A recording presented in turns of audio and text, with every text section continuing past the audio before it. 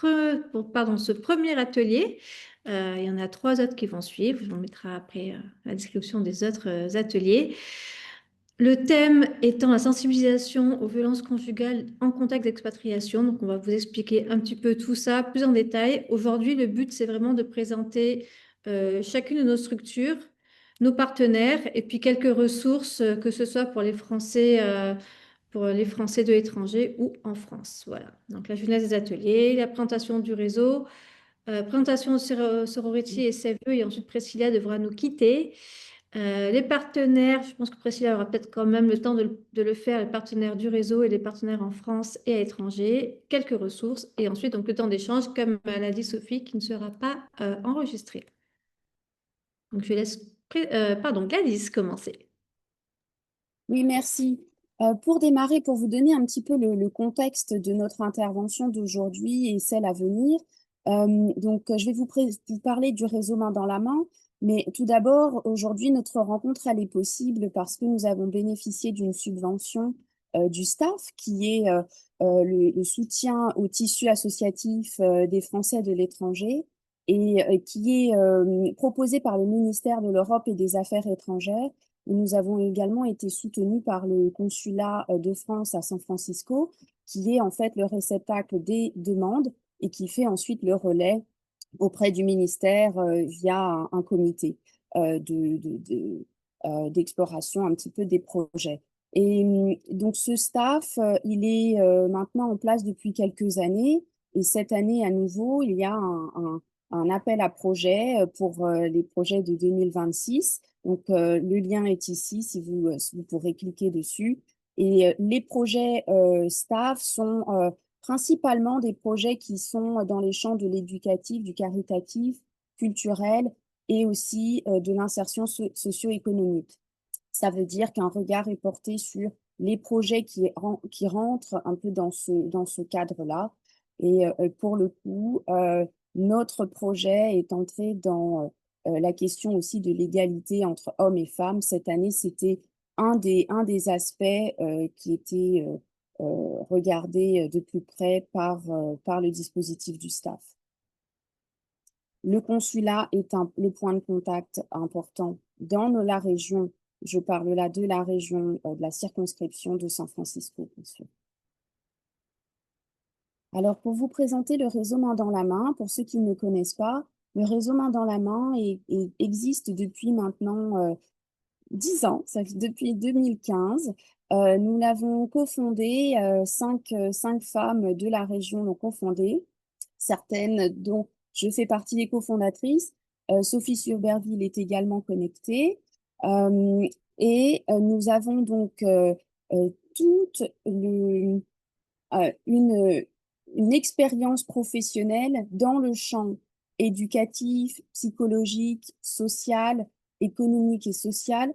Et de cette place-là, dans la région, nous avons en fait perçu qu'il y avait un besoin de pouvoir créer un espace pour des personnes qui seraient en difficulté ou en détresse, et afin de leur proposer un espace d'écoute et aussi de parole.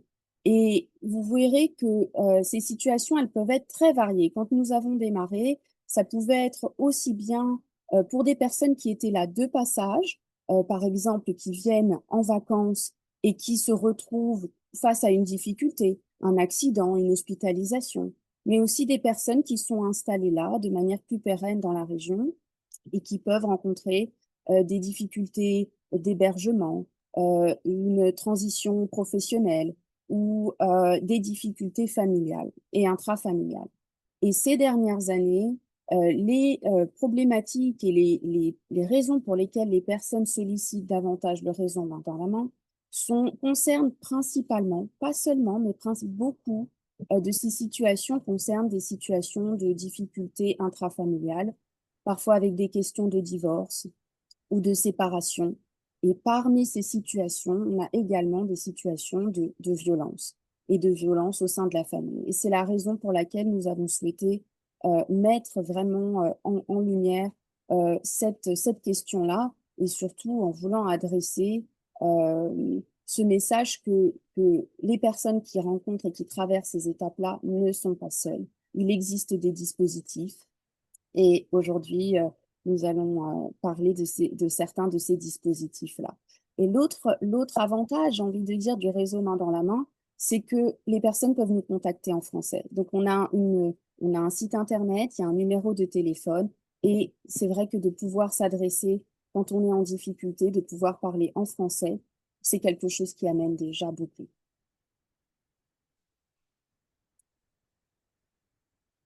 Voilà, donc dans ce contexte, on est ravis, d'avoir pu mettre en place, cet atelier et ces ateliers à venir et justement, comme je vous le disais tout à l'heure, avec cette question qui nous porte beaucoup, de cette question de l'égalité homme-femme et nous rencontrons et nous voyons que dans les situations et les sollicitations que nous recevons, la question des femmes, mais aussi des hommes, dans ces questions de violence est vraiment essentielle. Et n'oublions pas les enfants, parce que les enfants peuvent être parfois victimes, alors victimes directes, mais aussi victimes indirectes dans le sens de vivre dans un climat de violence.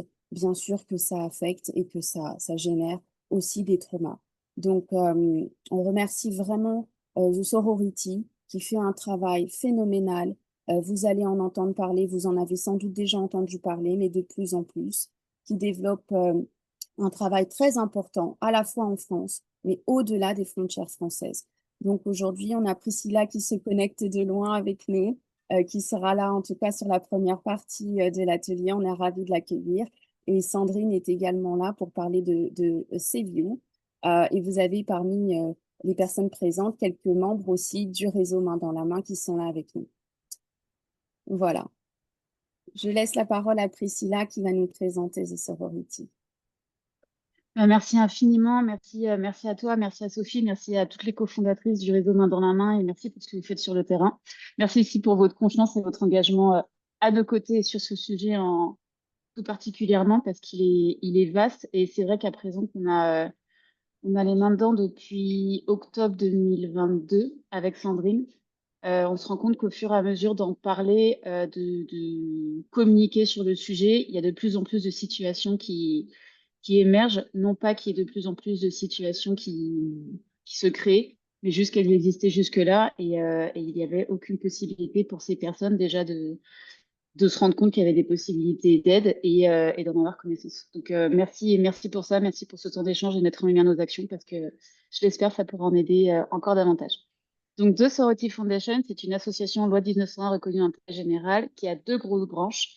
La première branche, c'est l'outil d'entraide citoyenne, c'est The Sorority, qui regroupe à ce jour plus de 373 000 personnes au profil vérifié et validé.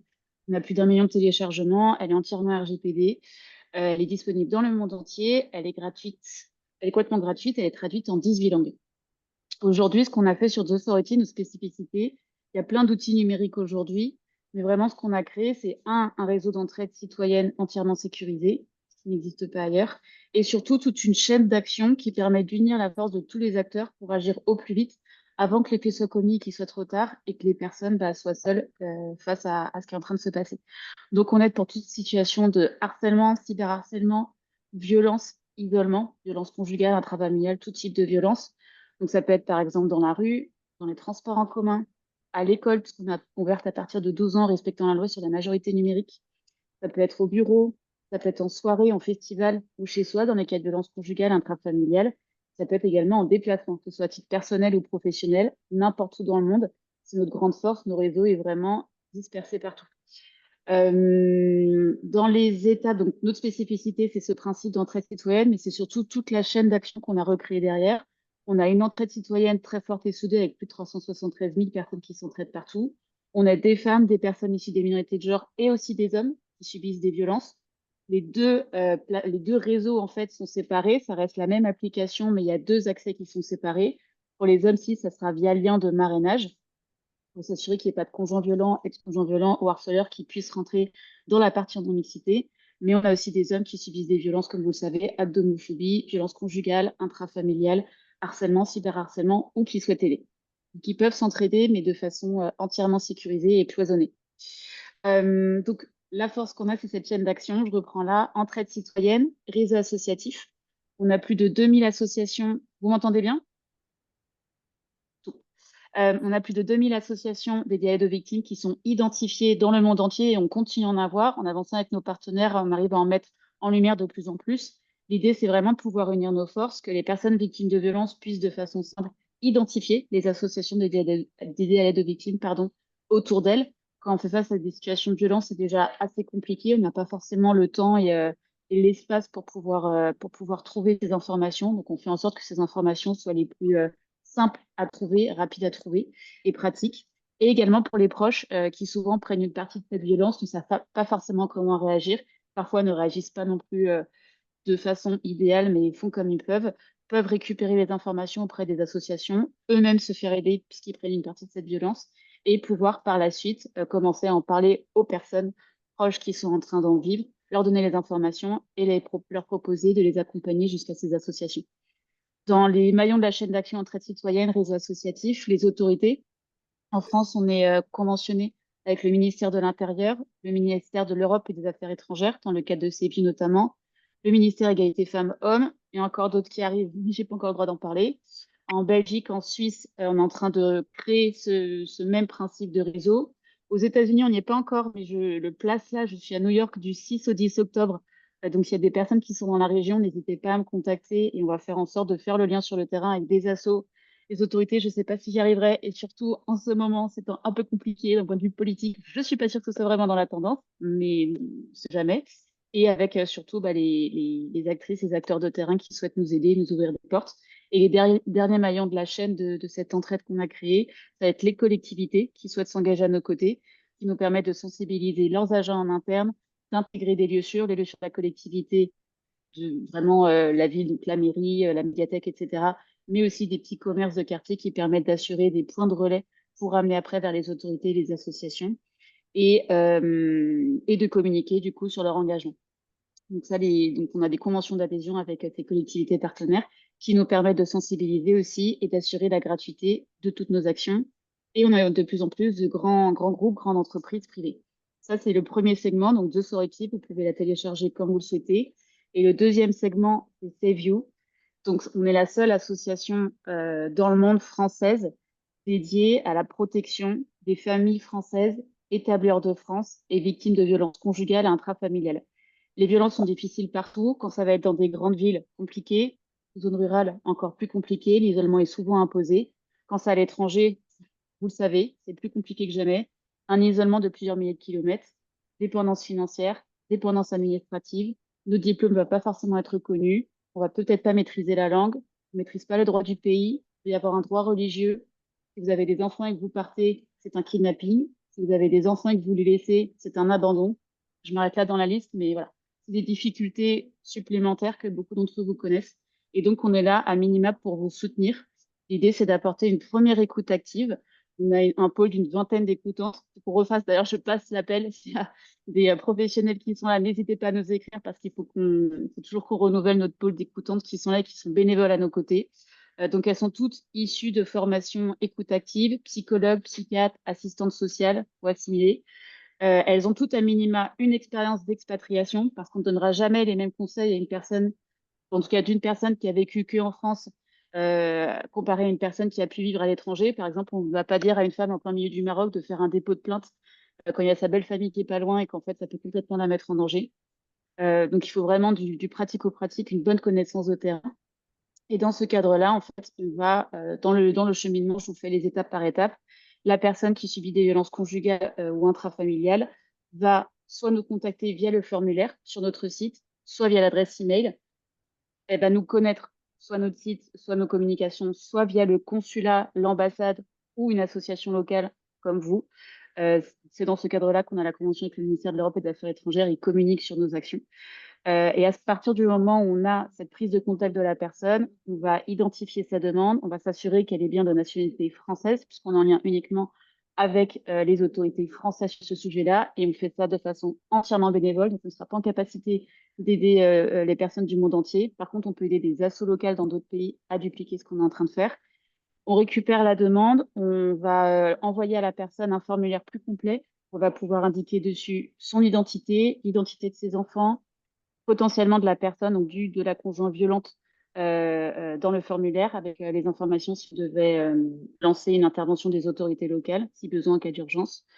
Également, quelle est sa situation, qu'est-ce qu'elle a déjà fait et qu'est-ce qu'elle souhaite faire. Par exemple, mise en relation avec un avocat qui connaît le droit du pays, le droit local et le droit en France, mise en relation pour un soutien psychologique, mise en relation avec une association locale ou alors un support de son dossier auprès du MEAE, des équipes avec lesquelles on travaille, du ministère de l'Europe et des Affaires étrangères, s'il y avait si dans le process, en fait, il y avait un point qui serait au ralenti, qu'on puisse soutenir et aider au mieux. Voilà, dans la globalité sur Sevio, aujourd'hui, on a déjà aidé plus de 600 familles françaises établies hors de France qui vivent des violences. Je l'ai dit au tout début, le nombre ne fait que d'augmenter. Non pas qu'il y a de plus en plus de violences, c'est juste que les personnes prennent conscience qu'elles sont dans des cycles des violences et qu'il y a des solutions qui existent. C'est grâce à des partenaires comme vous aussi en local qu'on arrive à faire en sorte de libérer cette parole et d'apporter un maximum de soutien. Et je ne sais pas si j'ai oublié des éléments, mais Sandrine, je me tais, je te laisse prendre la main et compléter sur les choses que j'aurais pas données. Merci beaucoup en tout cas d'être là et merci pour votre soutien. Merci beaucoup, Priscilla. Merci. Non, je pense que c'est bon. Je crois que tu voulais présenter ce slide sur les partenaires, mais au final, tu en as parlé en fait plus ou moins dans ta présentation globale. Donc, comme disait Priscilla, donc nos partenaires à l'international, partenaire principal, c'est le ministère de l'Europe et des Affaires étrangères avec le Bureau de la protection des mineurs et des familles. Euh, Quand les personnes nous contactent, les écoutantes ou moi-même, pardon, parce que déjà, je ne me suis pas présentée, je suis en train de me rendre compte au début de la présentation. Donc, moi, je suis Sandrine Caloun, donc je suis juriste pour Saveview et coordinatrice des écoutantes pour Saveview. Donc, comme Priscilla disait tout à l'heure, quand les personnes nous renvoient un formulaire et que pour nous, c'est OK pour démarrer, en fonction du lieu où elle se trouve ou en fonction des connaissances et voilà, de comment on essaie de faire au mieux, on attribue une écoutante unique à la personne. Le but étant qu'elle ne répète pas 8 fois la même chose à plusieurs intervenantes, etc. Si jamais la problématique est plus juridique, vraiment qu'autre chose, pour le coup, c'est moi qui prends la situation, mais on essaie quand même de donner à une écoutante. Et si jamais, dans la conversation avec l'écoutante, il s'avère qu'il y a des questions juridiques qui se greffent à ses demandes principales, soit je prends le relais, soit je préviens, je prends contact avec l'écoutante, et comme ça, on essaie de suivre au mieux. Mais comme pour en revenir par rapport au MEAE, nos écoutantes, à partir du moment où elles vont avoir un souci quelconque avec la personne qu'elles vont suivre, on demande toujours à la personne, déjà elle, et même en amont, est-ce qu'elle a bien pris attache avec le consulat, avec l'ambassade, est-ce qu'elle s'est bien inscrite sur le registre des Français étrangers, etc. Mais l'écoutante, pour autant, ne va jamais, elle, prendre attache avec le consulat. Dans nos process qui sont clairement établis avec le ministère de l'Europe et des Affaires étrangères, si jamais il y a une question principale à remonter, c'est Priscilla ou moi qui faisons remonter directement au MEAE et ensuite c'est le MEAE qui va faire redescendre, donc le Bureau de la protection des mineurs et des familles qui va faire redescendre au bon consulat ou à la bonne ambassade la demande ou voilà, ce qu'il y a à faire particulièrement.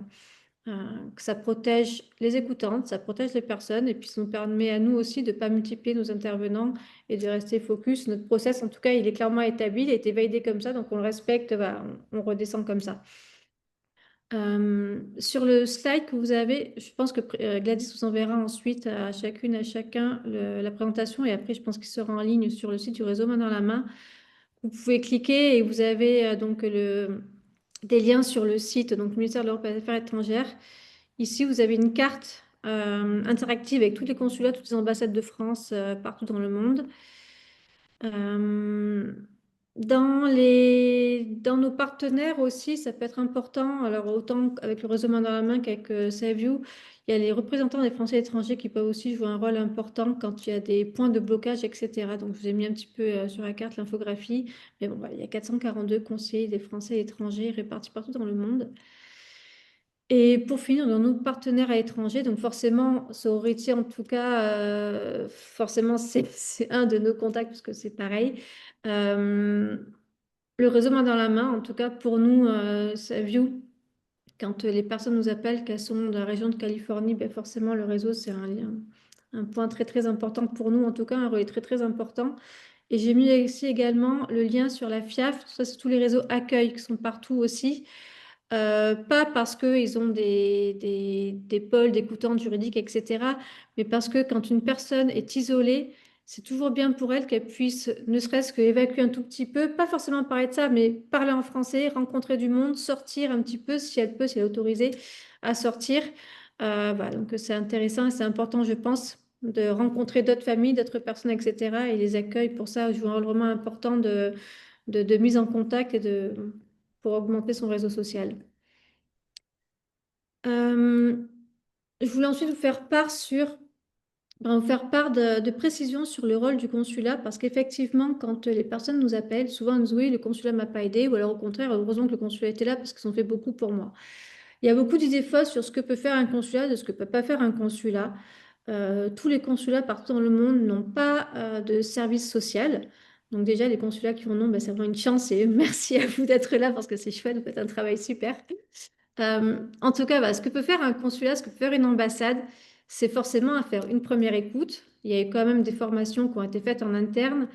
Ils peuvent vous aider dans vos premières démarches administratives. Ça peut être aussi le lieu où vous allez obtenir des premières informations d'ordre générique, hein.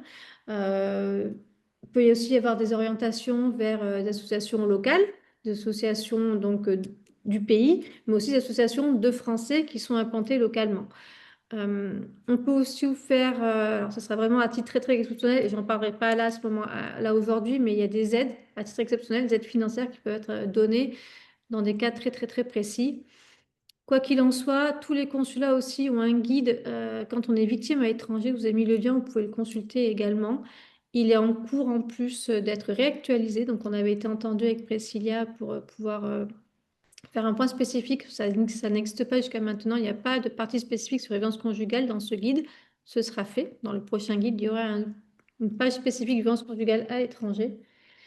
Et je vous ai mis aussi l'annuaire international des structures d'accueil, voilà, des lieux d'hébergement d'accueil. Ça peut, on ne sait jamais, ça peut être utile.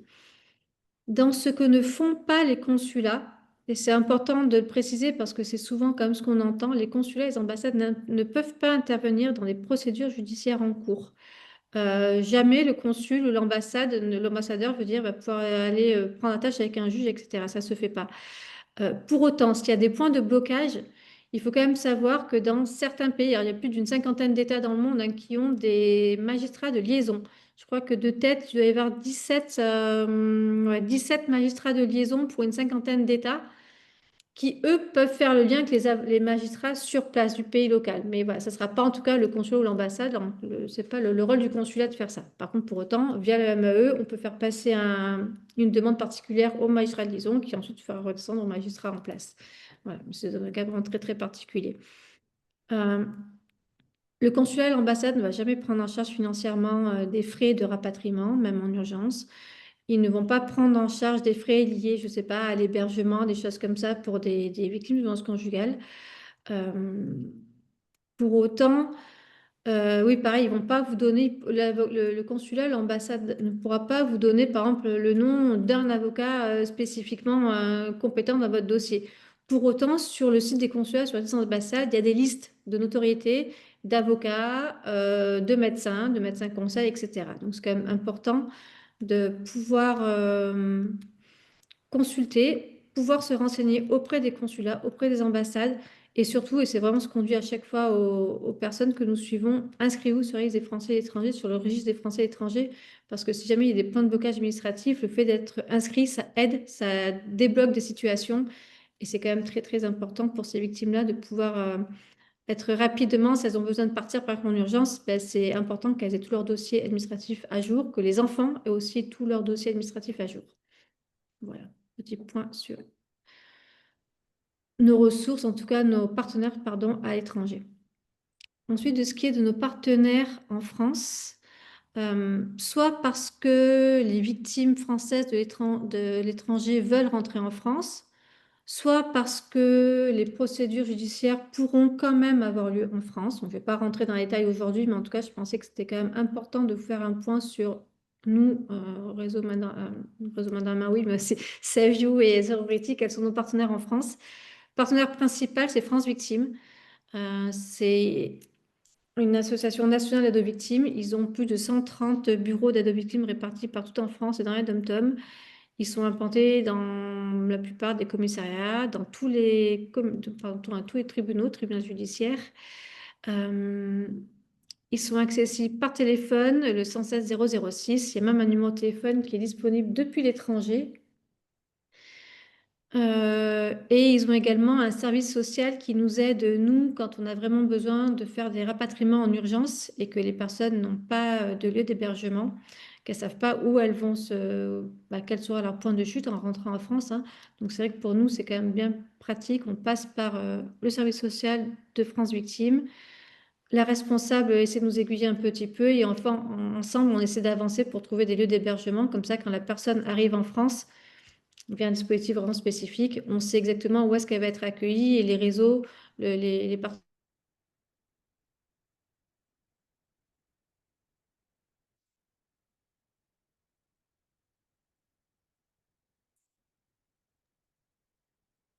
Ah zut, on aurait perdu Sandrine.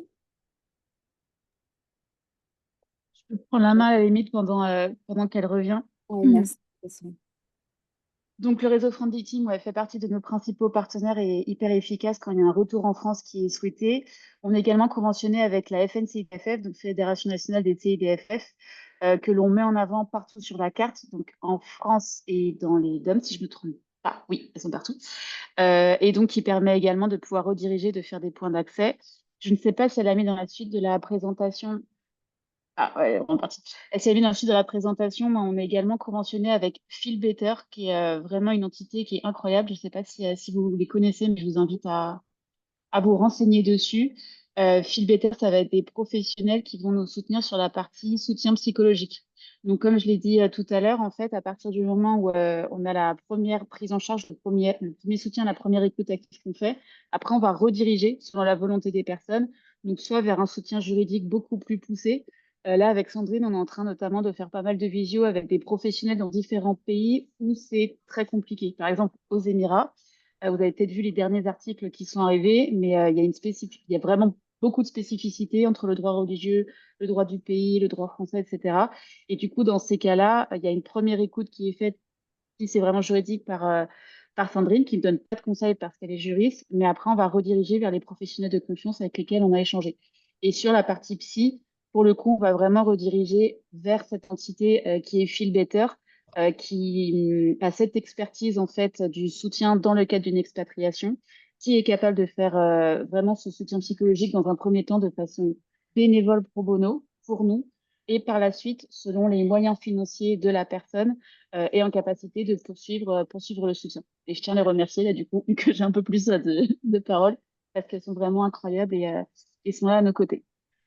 Je vais laisser Sandrine revenir pour la suite parce que je ne sais pas exactement ce qu'elle voulait Ouais, dire. c'est bon, je suis là. Elle veut venir. Oui, Je Ce qui te laisse s'est te laisse passé, la je main. suis désolée. pas de souci, on t'avait perdu un instant, donc je Et ouais, vais du coup repartager. C'est ce que tu souhaites, je peux ouais, tu peux garder. me repartager. Parfait, merci. Je sais pas si tu as entendu, j'ai fait France Victime, j'ai fait Ouais, CIDFF et Feel Better. parfait. Merci. Et Phil Better, parfait, Est-ce que super. tu reprends le partage de la présentation? Ouais, là, vous voyez ou pas? Non. Non, vous voyez pas? Alors, attendez. Hop, que je me Ah remette. là, est-ce que... C'est bon? Alors, moi, je vois. Oui, tout le C'était monde bon, voit. hein? Oui, c'est bon. Ah bon, pardon. Alors, c'est tout bon. Si tout le monde voit, parfait. Attendez, hop. Je suis présentée. Ok, c'est bon? Oui, Parfait. Désolée, je sais pas ce qui s'est passé, j'ai mon écran, tout s'est coupé. pas de souci. Ok, donc CIDF, France Victime, Feel Better, effectivement. Et pour finir, j'avais marqué sur le slide les CAF et LMSA par rapport à la nouvelle aide universelle d'urgence pour les victimes de violences conjugales avec des prêts ou des aides, c'est des aides financières avec des aides non remboursables ou des prêts sans intérêt, voilà, en fonction des revenus de la personne. Ensuite, dans les ressources pour les Français, alors les victimes françaises de France, mais également de l'étranger, parce que je pense que ça peut être très très très utile, c'est Mémo de vie de France Victime. Pourquoi je parle de Mémo de vie de France Victime? Principalement, il y a d'autres applications, je dis pas le contraire, mais Mémo de vie, le fait que ce soit une application créée par France Victime et que France Victime soit reconnue par le ministère de la Justice fait que cette application est utilisable devant la juridiction française. C'est-à-dire donc qu'il y a il y a quatre utilités à Mémo de vie. C'est un journal, comme un journal de bord. Et c'est pour ça que je pense que c'est quand même utile, même si on a un français de l'étranger, de pouvoir télécharger Mémo de vie. Le journal de bord, ça va permettre en fait tous les jours de mettre ce qui se passe. Et en plus, c'est une sorte de code couleur. Donc, par exemple, la victime, la personne aujourd'hui, elle va dire, bah juste, aujourd'hui, il m'a juste un peu poussé. Bon, demain, il va juste un peu m'insulter. Après-demain, il va juste un peu pas me parler pendant 3 jours. Bon, en fait, ce sont que des petits bouts, que des petites choses qui prises comme ça indifféremment, on va se dire, ouais, bon, en fait, il n'y a pas grand-chose. Mais en réalité, toutes ces petites choses, quand on les prend sur 1 mois, 6 mois, 1 an, on se rend compte qu'en fait, c'est énorme. Et c'est vraiment, vraiment ça qui va caractériser, alors pour les personnes qui sont formées, pour les magistrats, pour les juges d'affaires familiales, c'est vraiment ça qui va caractériser le contrôle coercitif, l'emprise, la violence psychologique, etc. Euh, et c'est également utile, ce journal, parce que comme je vous disais tout à l'heure, il y a un système de code couleur. En fait, tous les jours, vous pouvez mettre, si vous vous sentez très bien, super, vous cliquez, vous êtes dans le vert. Si vous vous sentez un peu stressé, ça va un peu moins bien, vous cliquez, vous êtes dans le orange. Et puis si vraiment vous êtes très stressé, qu'il y a eu un épisode de violence, que ça va pas du tout, vous cliquez, vous êtes dans le rouge. Ça permet de voir, je ne sais pas, peut-être dans 1 mois, dans 6 mois, pareil, dans 1 an, en se disant, bon, ou alors les fois justement où ça va un peu mieux, en se disant, bon, en fait, ça va, je relativise, on fait peut-être un peu exagéré, finalement, ça va bien. Ça, quand on dit ça, c'est parce qu'en fait, nous, quand on est formé, on sait pourquoi, hein. C'est le cycle des violences conjugales et on sait très bien que forcément, ben, il y a un petit moment où ça va mieux, puis après, c'est de nouveau, c'est la crise et ça va moins bien. J'expliquerai ça dans le prochain atelier. En tout cas, là, avec mes mots de vie, euh, on va pouvoir voir en une seule page que par exemple sur 6 mois, on a été principalement dans le vert. Bon, ben, finalement ça va, mais en réalité ça se passe jamais ça. Parce que moi, mes victimes, sur 6 mois, quand on font leur petite imprime écran, elles voient que pendant ces 6 mois, eh ben, elles ont été quand même principalement plus dans l'orange ou dans le rouge. Et ça leur permet de se rendre compte qu'en fait, bah oui, finalement, ça, ouais, non, en fait, ça va pas. C'est pas normal. On peut pas tout le temps être dans ce code couleur-là. C'est qu'il y a vraiment quelque chose qui va pas. Donc ça, c'est la partie journal. Ensuite, il y a une partie mes documents. Donc ça te permet de stocker tous les documents, les photos, les audios, les jugements, les certificats médicaux des médecins, etc. C'est bloqué, ça va dans une blockchain. C'est horodaté. Ce qui veut dire, on peut faire aussi des imprimes écran, des menaces, des insultes, etc. Et ce qui veut dire que le jour où on en a besoin de tout ça, que ce soit le journal ou mes documents, on peut tout imprimer et c'est ça qui va servir pour la justice française. On peut aussi tout transférer directement via un lien à son avocat, à une personne de confiance, etc. Donc, et vu que c'est horodaté, on ne peut pas tricher. Enfin voilà, donc c'est très très utile et c'est très important pour les victimes. Et ça leur permet aussi de pouvoir mettre un petit peu en ordre chronologique tout ce qui se passe parce qu'on sait qu'elles ont une temporalité qui va être différente de la nôtre. Et puis des fois, quand elles vont raconter, elles vont dire, ah, mais j'ai oublié ça, puis j'ai oublié, je voulais dire ça aussi, des fois. Et puis quand elles vont déposer plainte, on va dire, ah, vous n'êtes pas très, madame, elle n'est pas très très claire, en fait, elle revient sur des trucs. Là, au moins, ça permet d'être super clair, d'avoir tout en une seule page ou en 2 pages. Il y a les dates, les heures, s'il y a besoin, et on sait tout ce qui s'est passé. Donc, c'est vraiment très très très utile. Voilà. Après, bon, pour finir, classiquement, sur les mots de vie, il y a des contacts utiles, des numéros de téléphone utiles, des numéros de téléphone en cas d'urgence, etc. Et il y a aussi toute une partie bibliothèque avec voilà, des documents, est-ce que je suis victime, est-ce que je suis auteur, comment on fait, etc. Voilà. Donc, c'est vrai que j'en parle beaucoup, à chaque présentation, j'en parle, mais c'est surtout qu'à chaque fois que je dis victime de violence conjugale, je les oriente et je leur dis prenez l'application Mémo de vie. Voilà. Parce que je trouve que c'est vraiment très très utile, c'est assez ludique. Il y a un lien aussi pour cliquer et sortir très rapidement. Si jamais monsieur arrive d'un PS et qu'il voit qu'on est là, on peut cliquer dessus et on atterrit directement sur le site de la CAF, je crois, ou de la MSA ou un truc du style, ou un truc en tout cas un peu lambda, donc facile de fuir et que ça passe discrètement, quoi. Et ça reste enregistré quand même. Il n'y a pas besoin de cliquer sur un bouton enregistrer. Hop. Dans nos ressources, ensuite, alors, ça, je pense que tout le monde connaît un peu plus classiquement, mais c'est vrai qu'en France, hein, bon, j'ai mis la liste, numéro de téléphone d'urgence. Il y a des lignes comme le 3919 avec, pour les violences femmes info. Numéro de téléphone pour les enfants aussi, le 219, c'est un service national d'accueil téléphonique pour l'enfance en danger. et le 114 pour les sourds et malentendants avec un système aussi voilà, de chat. Quand on est étranger, alors j'ai mis principalement aux États-Unis parce que bah, je pense qu'on est plus de personnes aux États-Unis, si j'ai bien tout compris aujourd'hui. Quoique je crois que vous savez qu'il y a des personnes au Canada aussi. Bon, peut-être que j'arrive à des points sur le Canada si ça intéresse. Donc le 119, évidemment. Le numéro de téléphone national Domestic Violence Hotline. Pareil pour les enfants, la hotline pour les enfants abusés. Numéro de téléphone national de prévention du suicide. Et puis un numéro aussi, le 211. C'est une orientation globale vers les services sociaux locaux. Ça peut être aussi très, très, très intéressant. Je sais pas, alors je pense que aussi je pense que les consulats et les ambassades, quand on va aller voir, ils ont aussi cette liste des services sociaux locaux. Mais voilà, on peut aussi téléphoner directement au 119, au 212, pardon, 211, je vais y arriver, si on ne veut pas passer par le consulat ou si on n'a pas le temps ou si c'est fermé, etc. Voilà. Les ressources, si on veut aller encore plus loin dans les recherches, qu'on soit professionnel ou qu'on soit victime, il y a le site en France Arrêtons les violences avec des outils de prévention, de sensibilisation, des vidéos aussi qui sont très très bien faites par la MIPROF, qui a une mission interministérielle pour l'aide aux victimes et les violences faites aux femmes. Il y a le violentomètre aussi qui peut être très très intéressant comme ressource. Alors je l'ai pas mis là, j'aurais peut-être pu le mettre, je crois. Non, pardon, je l'ai pas mis. Hop, je reviens en arrière. Le violentomètre, c'est pour savoir un petit peu où on en est avec un code couleur en fait, où on en est dans sa relation avec l'autre dans un code couleur. Si on est dans le vert, ben, c'est que tout se passe bien, et puis il me dénigre un petit peu en public, et bon, ben, on passe dans le orange, et puis il m'insulte, il me menace, on passe dans le rouge. C'est un peu plus, voilà, c'est un peu plus nuancé que ça quand même. Sachez qu'en plus, on est en train de faire un violentomètre avec Priscilla spécifiquement sur les violences, enfin en tout cas pour les victimes de l'étranger, parce que ben, c'est quand même un tout petit peu différent quand on est à l'étranger, quand on est en France. Voilà. Et dans les ressources, alors, pour le coup, Feel Better Company, mais je crois que Priscilla en a déjà parlé, donc voilà, la plateforme de psychologues formés aux violences conjugales et qui sont pareil répartis soit en France ou soit répartis à l'étranger et qui ont aussi fait, comme nous, nos écoutantes, au moins une expérience d'expatriation.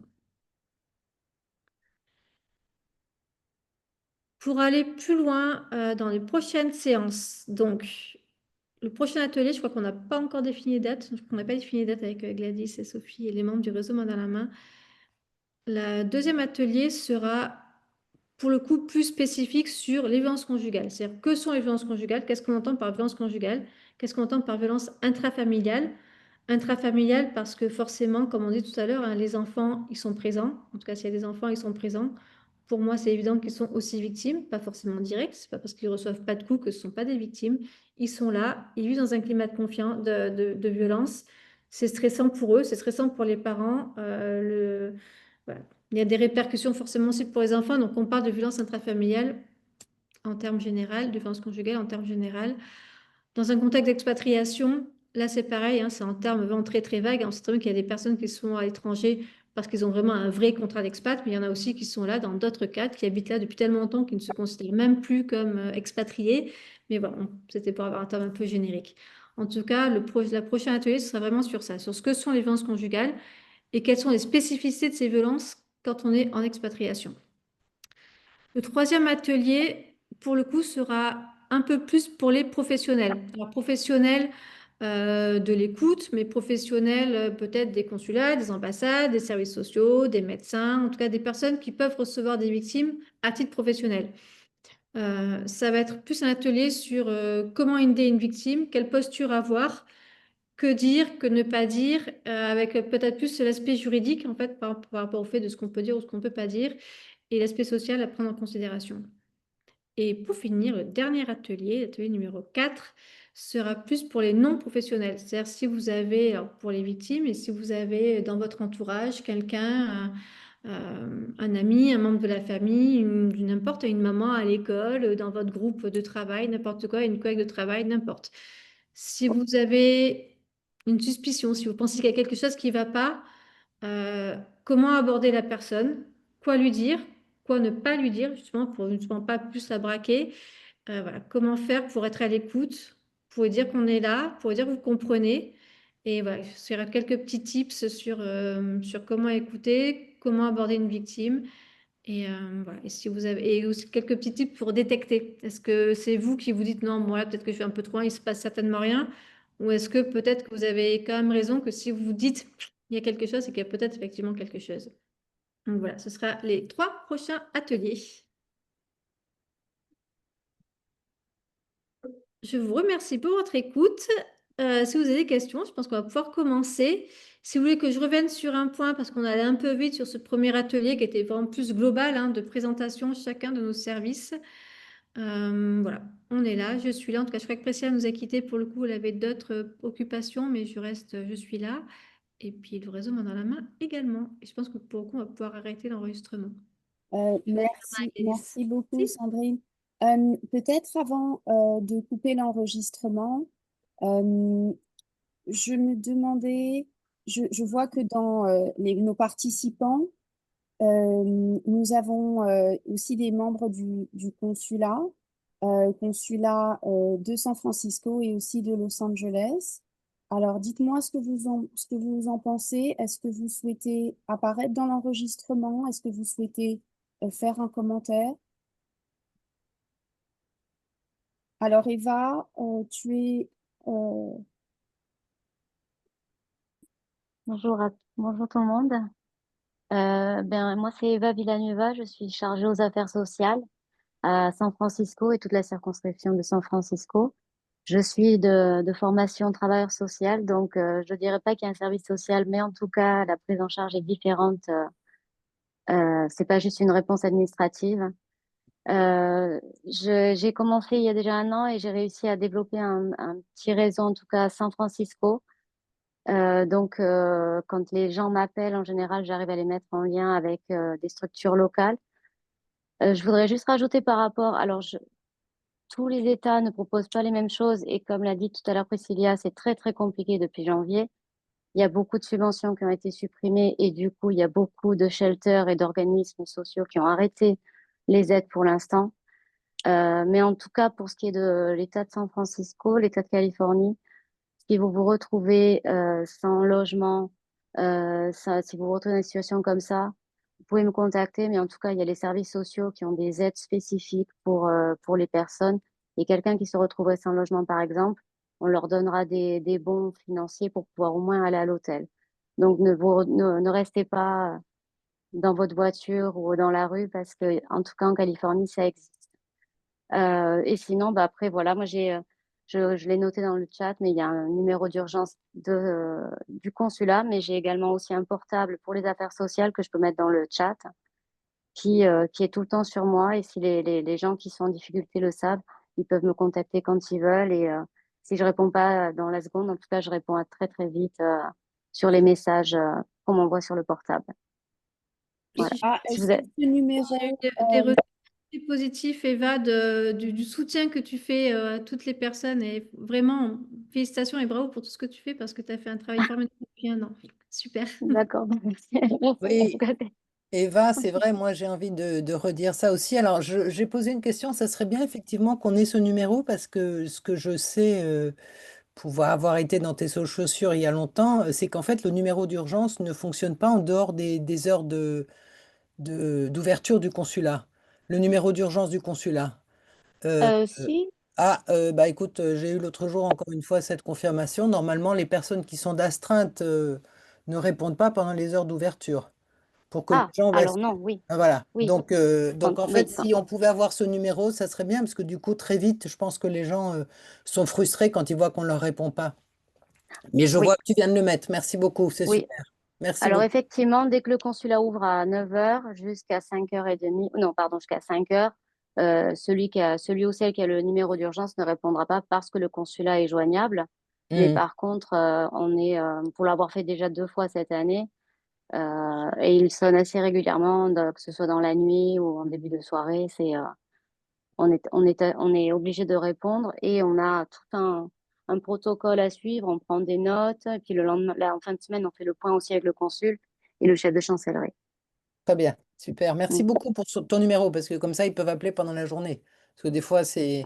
Voilà. Oui, et j'admets que moi aussi, c'est pareil, mon téléphone et mes emails, j'ai énormément d'emails. Et parce qu'en plus, on ne fait pas que ça, on fait aussi les bourses et le CCPS à côté.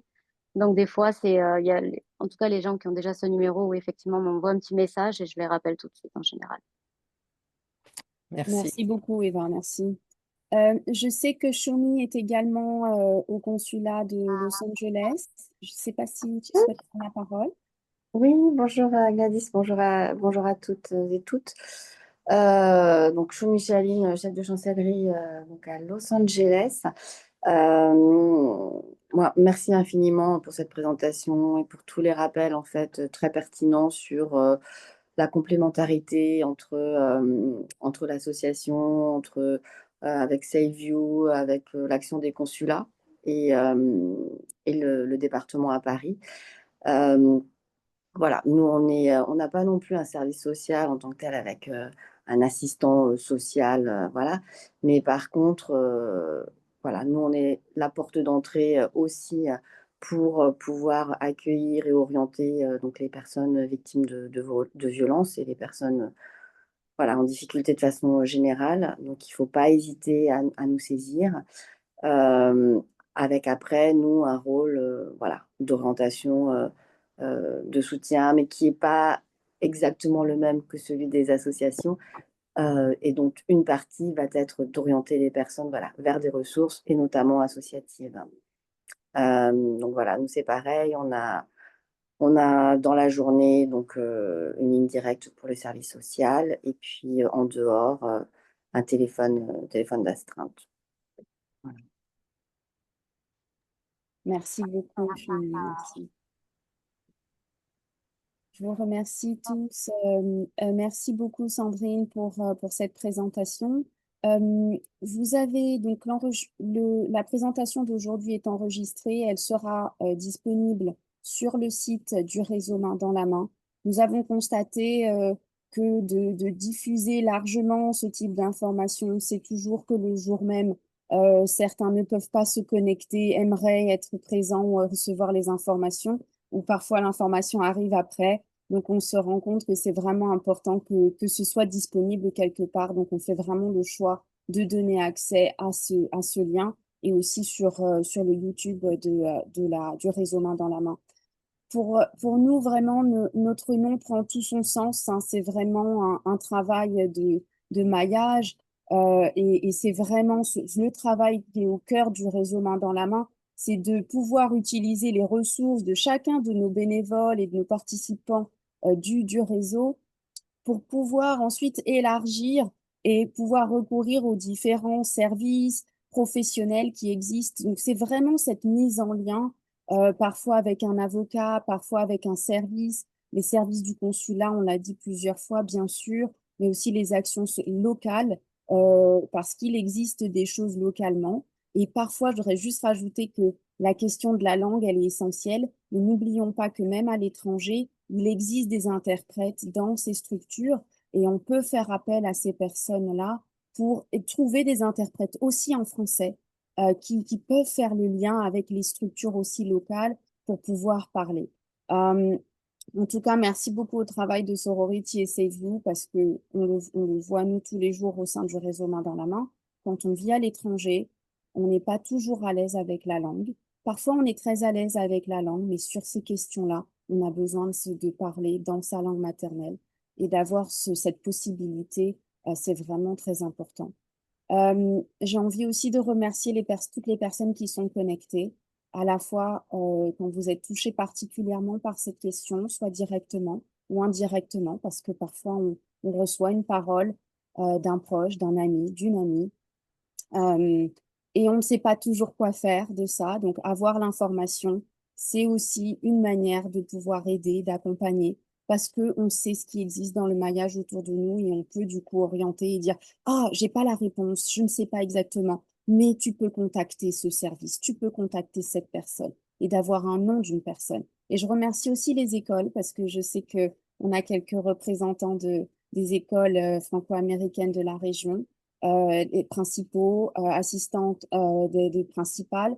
Et vous êtes aussi à une place essentielle parce que dans ce quotidien, vous voyez parfois, vous ressentez des dynamiques et vous avez aussi accès à la parole de l'enfant, au dessin de l'enfant en fonction des âges. Et je pense que c'est vraiment de cette manière qu'on peut renforcer notre maillage tous ensemble.